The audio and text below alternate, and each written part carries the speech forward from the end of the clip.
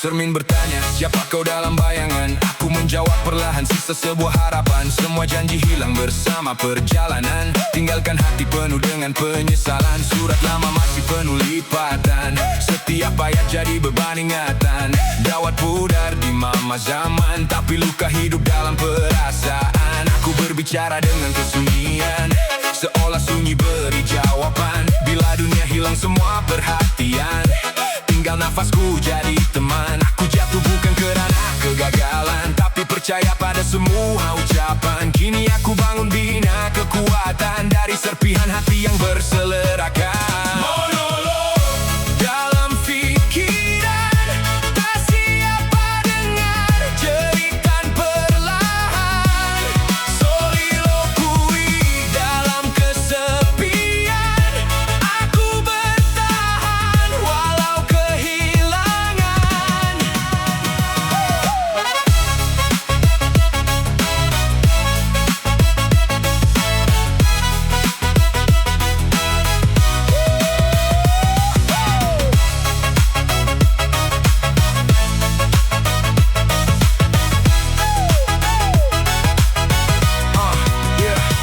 Jalan lama masih simpan kenangan. Setiap langkah penuh persoalan. Kedai kopi jadi saksi perpisahan. Bangku kosong penuh kerinduan. Ku tanya bulan tentang harapan, bintang diam tanpa jawaban.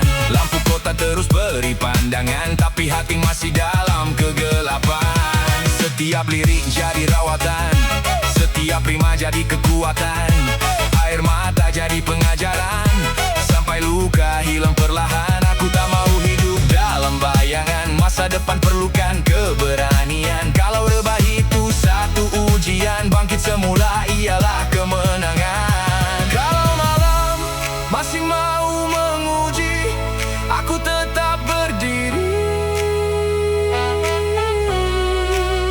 Kalau dunia masih mau meninggalkan, aku tetap berjalan. Kerana aku tahu fajar tak pernah gagal untuk terbit. Monolog kini jadi lagu, semua luka bersatu padu. Soliloquy kini jadi cahaya, aku hidup dengan jiwa yang baru.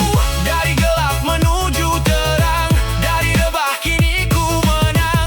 Kesunyian tak lagi lawan, kerana hari ini aku menjadi suara untuk diriku sendiri.